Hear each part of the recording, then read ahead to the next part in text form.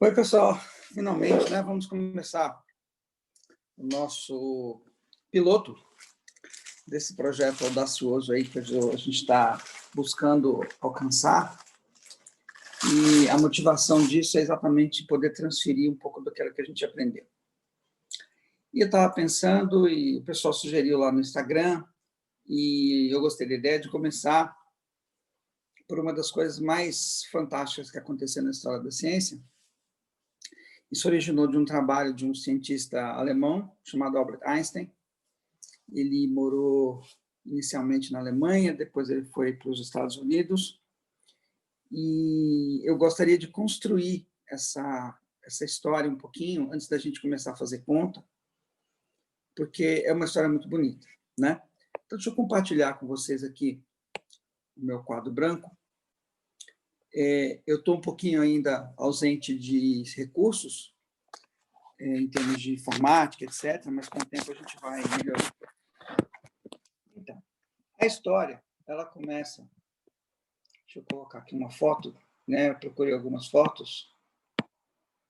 E começa com esse cara aqui. Esse indivíduo é Galileu Galilei, é um italiano, e ele começou a pensar o seguinte: não é uma... A ciência ela não pode ser feita através de dogmas. A ciência ela tem que ser feita através de observação. Então, o que a gente chama de relatividade de Galileu é uma coisa que, para nós, hoje é muito bem aceita. A relatividade de Galileu ela afirma o seguinte: não há diferença entre o estado de repouso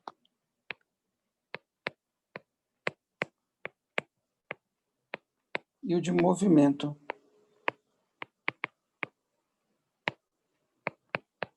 retilíneo uniforme. Essa afirmação, vou tirar um pouco o meu vídeo aqui, para vocês prestarem atenção no que eu estou escrevendo. Essa afirmação é uma afirmação que faz a gente pensar bastante. E tudo que acontecer em termos de relatividade, pessoal, vai ser uma conclusão baseada em vivência, primeiro, e depois a gente assumir a validade de dois postulados. A gente vai chegar lá. Então, o que ele quer dizer é o seguinte: vamos supor que você está na beira de uma estrada, está com uma maçã na sua mão, joga essa maçã da altura de 1 metro. Então, você vai observar o tempo que ela cai, a velocidade que ela chega no final, etc. Se você fizer exatamente o mesmo experimento dentro de um vagão que se desloca a uma velocidade constante na linha reta, vamos supor, V, tudo que você fizer nesse referencial vai ter o mesmo resultado nesse referencial. Isso quer dizer o seguinte: que se não houver trepidação, se não houver nada que indique a você que você está em movimento, você não vai poder concluir a respeito desse experimento, tirar nenhuma conclusão a respeito desse experimento que indique a você que você está em repouso, que você está em movimento retilíneo uniforme. Conclusão é que não existe movimento ou repouso absoluto. Todas essas medidas são dependentes do referencial. Muito bem.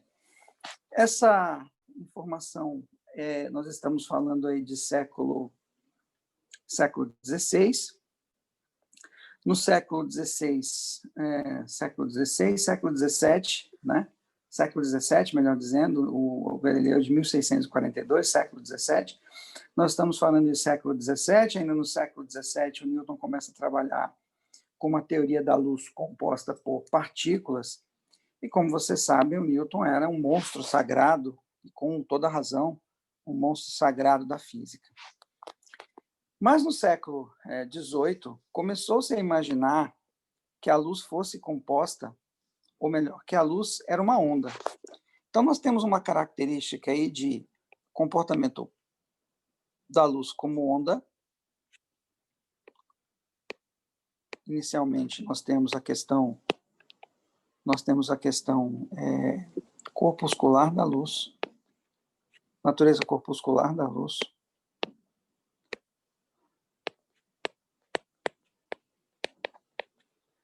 Versus agora, no século XVIII, uma natureza ondulatória da luz. E aí seria interessante a gente pensar o seguinte: se a luz é uma onda, então imagine que você tem, e depois a gente tem que entender o que na verdade, se a luz é uma onda, o que ondula, o que oscila. Então, se eu tenho uma onda A com essa característica, e essa onda A interage com uma onda B que tem essa característica, o que vai acontecer aqui na hora que eu somar as duas, ou na hora que eu fizer a superposição das duas? Dá para ver da figura que nós vamos ter um cancelamento. Então, quando a gente fala de ondas, coisas interessantes podem acontecer, como som mais som dá silêncio. Vocês já devem ter ouvido falar daqueles fones que cancelam ruído. O que ele pega? Ele pega o ruído externamente, inverte. Então, vamos supor que isso aqui é um sinal de ruído. O que o fone de ouvido faz? Ele inverte, e vamos chamar isso aí de um anti-ruído, e ele joga esses dois sinais. Ele joga esse sinal e mais o sinal que vem de fora, e aí você vai ouvir só a música, somente o que vem da música, porque ele cancela o ruído externo. Então, se luz é onda, nós poderíamos pensar em algo como sendo luz mais luz dando escuro. Se a gente conseguir fazer um experimento em que luz mais luz dá escuro, consequentemente, a gente consegue mostrar que luz realmente tem um caráter ondulatório. E aí, no final do século XVIII, início do século XIX, nós tivemos um cientista inglês chamado Thomas Young. Esse indivíduo, Thomas Young, era um médico poliglota inglês. Ele monta um experimento em que o resultado desse experimento dá isso aqui. Olha só que coisa fantástica. Olha que coisa fantástica o resultado do experimento dele. Observe aqui, pessoal. Nós temos lá no anteparo, nós temos o quê? Olha só aqui, ó. Nós temos regiões claras, seguidas de regiões escuras, regiões claras, seguidas de regiões escuras, e isso mostra que a luz, interagindo com ela própria, numa situação específica do experimento, pode gerar o que a gente chama de franjas claras, onde a gente vê um vermelho forte, e franjas escuras, onde a gente não vê absolutamente nada neste caso. E aí aconteceu o seguinte: se nós temos essa característica da luz, se luz é uma onda, então, naquela época, nós tínhamos um modelo corpuscular do Newton, a luz é composta por partículas, ela é abandonada para o modelo ondulatório do Young, Huygens, etc. A gente vai ver depois que no século XX houve uma volta a esse modelo corpuscular. Se luz é onda, ela se propaga onde?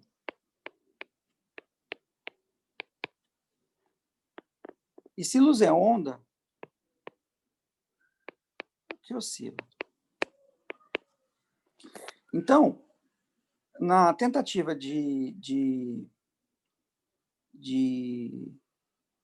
tentar explicar isso, os cientistas do século XIX, eles vão lá na antiguidade clássica e retomam o éter, chamado éter luminífero. Esse éter luminífero é um meio com características extremamente interessantes pelo seguinte motivo. A gente sabe, eles também sabiam, que a velocidade da luz era alta.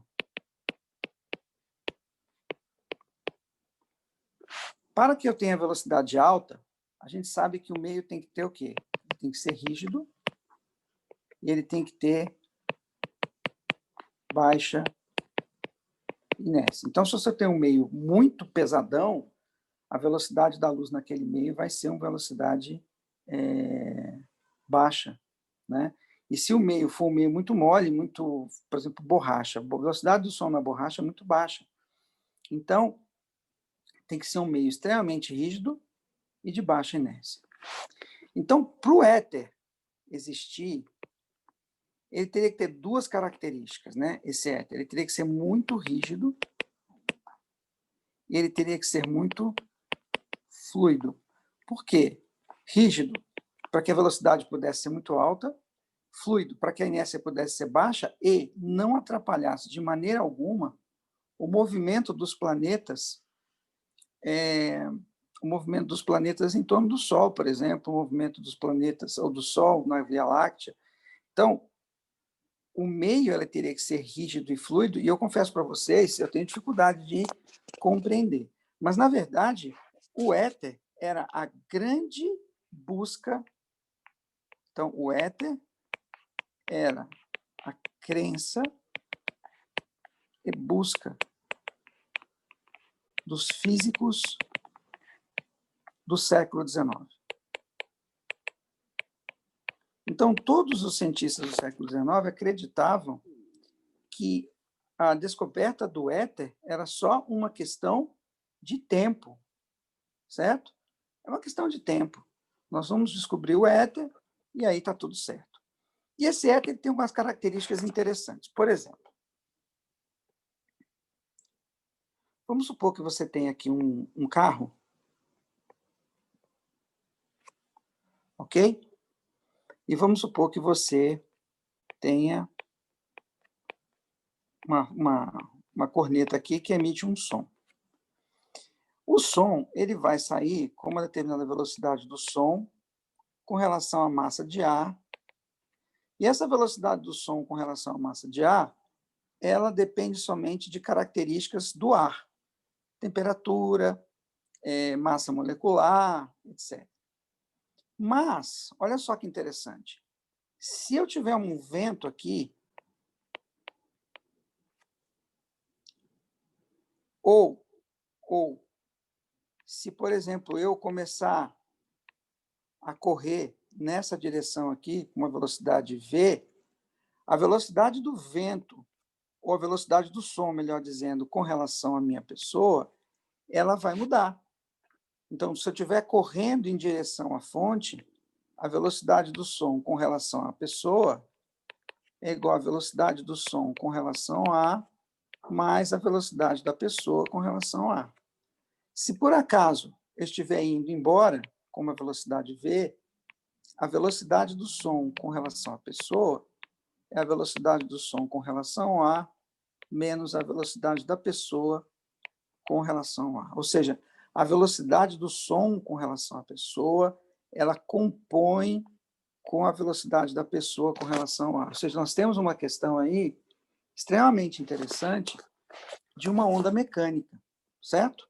Então, imagina você agora acreditando que a velocidade da luz é a velocidade da luz com relação ao éter. O éter ele foi concebido como algo que está em repouso. Mas, Faria Pires, você não disse antes que o repouso ele é absoluto? Ou melhor, que não havia repouso absoluto, repouso e movimento era uma questão de referencial? Pois é, pessoal.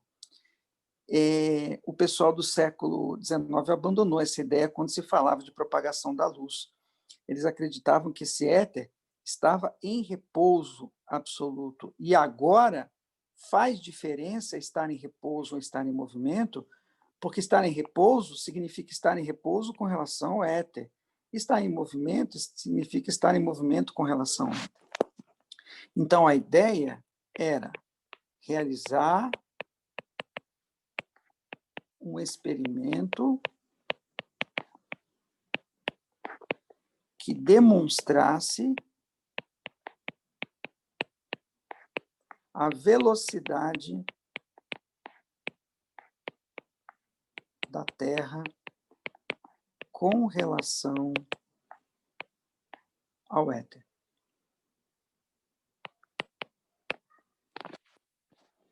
Demonstrar a velocidade da Terra com relação ao éter.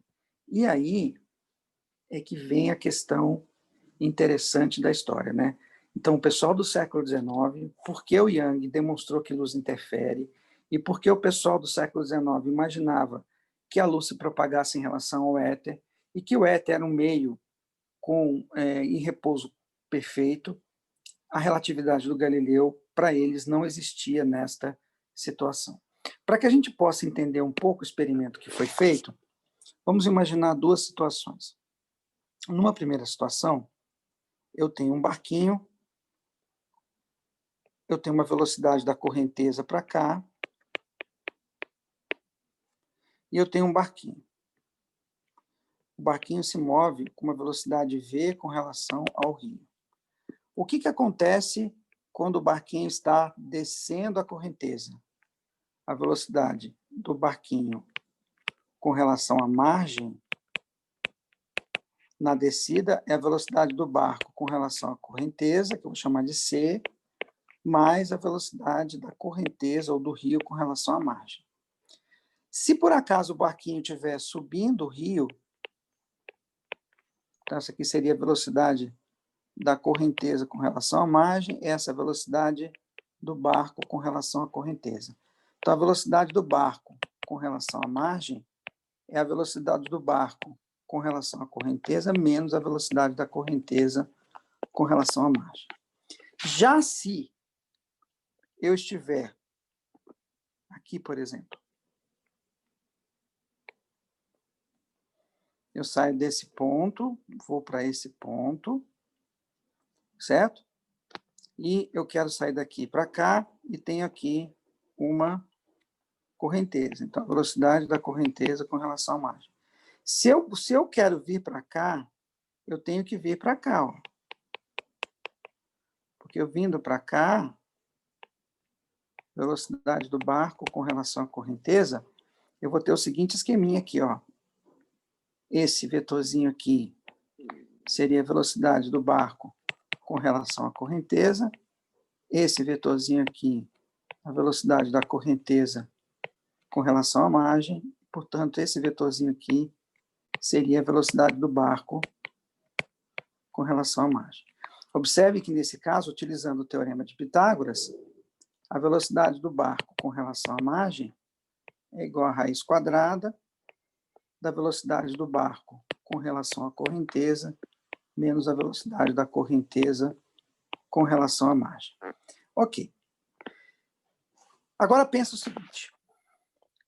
Isso aqui a gente está falando de barco e correnteza. As pessoas achavam o seguinte, imagina que você tem aqui uma fonte de laser, uma fonte de luz. Essa fonte de luz está presa na Terra. Aqui você tem um espelho. Esse espelho, ele deixa parte da luz passar. Eu vou ter um espelho aqui, um outro espelho aqui.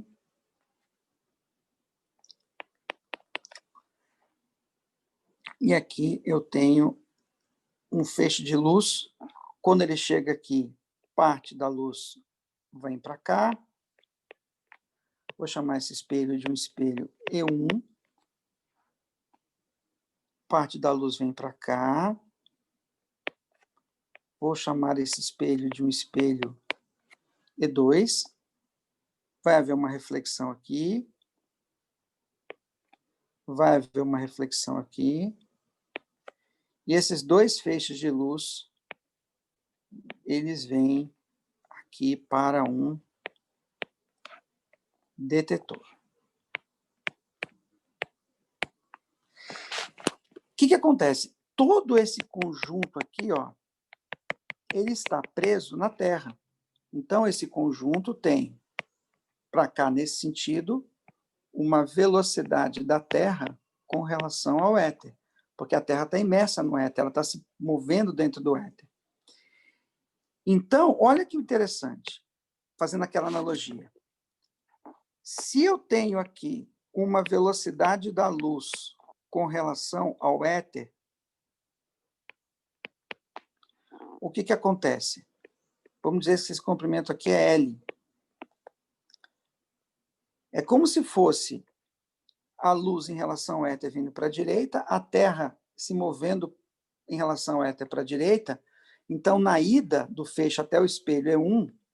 Então, na ida, eu tenho que o tempo de ida é igual ao tamanho do braço, que é L, dividido pela velocidade da luz com relação ao éter, menos a velocidade da Terra com relação ao éter. Então, na ida é isso. Na volta, o que acontece? Como vai bater aqui e esse está se movendo para lá, os tempos vão se somar. Então, o tempo da volta é igual a L, velocidade da luz com relação ao éter, mais a velocidade da Terra com relação ao éter. Então, teria uma diferença do tempo de ida e do tempo de volta, e haveria, então, aí um tempo total, que seria a soma desses dois tempos. Já no caso do espelho E2, é aquele caso do barquinho que vai de uma margem à outra. Eu teria que fazer a composição da velocidade da Terra,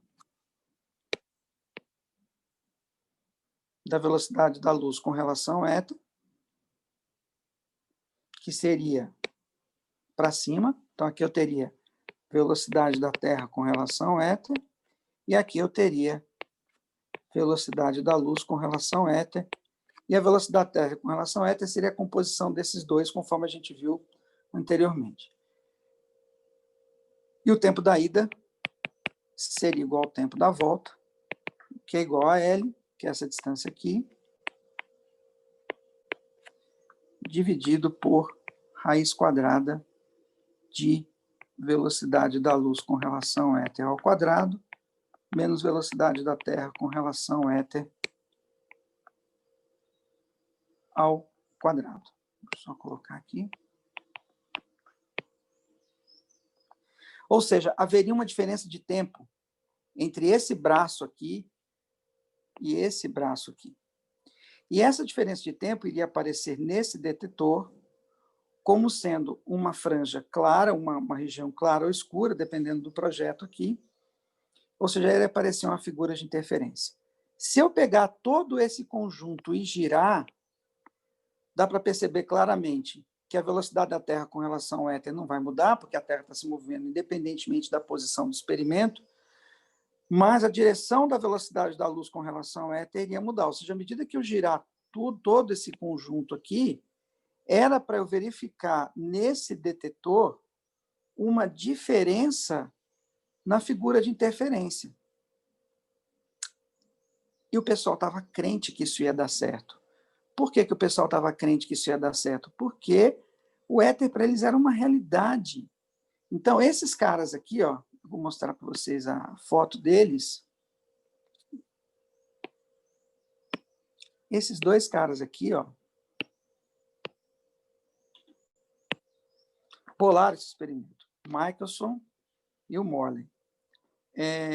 Eu tive a oportunidade de visitar esses caras aqui. Eu tive a oportunidade de visitar a Academia Naval em Indianápolis e o Michelson estudou lá. Então, tem lá um prêmio Nobel dele. Ele ganhou o prêmio Nobel de Física, foi o primeiro americano a ganhar o prêmio Nobel. Não foi o primeiro americano nato a ganhar o prêmio Nobel. O primeiro americano nato a ganhar o prêmio Nobel foi Millikan, pela descoberta da carga elementar. O nome do prêmio Nobel não é esse, mas o que aconteceu foi isso. E esses caras, então, bolaram esse experimento. O que aconteceu? O que aconteceu é que eles não chegaram a conclusão nenhuma.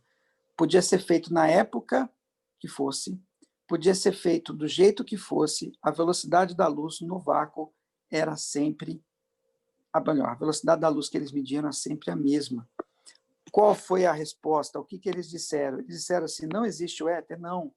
Eles não eram cientistas. Era a mesma coisa de dizer hoje, a gente concluiu hoje que o átomo não existe, e eu ter que dizer assim, olha, o átomo não existe. Eu fui criado ouvindo falar de átomo, eu fui criado ouvindo falar dessas coisas. E o que eles falaram? Aparentemente,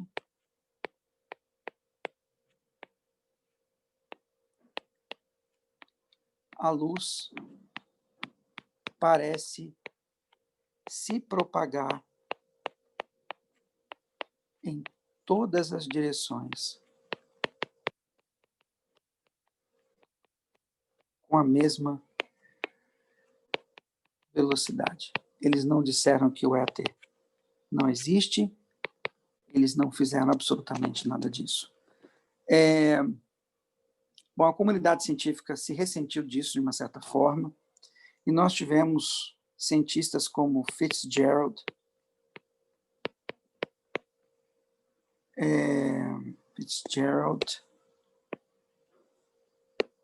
O Fitzgerald, ele não tinha uma projeção científica como desse cara aqui, chamado Hendrik Lorentz. E o Lorentz, ele propôs algo interessante, que é o seguinte, aparentemente ele disse, olha, talvez o éter não seja tão rígido assim, talvez o éter ele sofra uma contração na direção do movimento, e ele, então, deduziu uma sequência de transformações que a gente vai ver no próximo vídeo, só que ele não abriu mão do éter. Um outro cara chamado Poincaré, ele concluiu o seguinte, que talvez não haja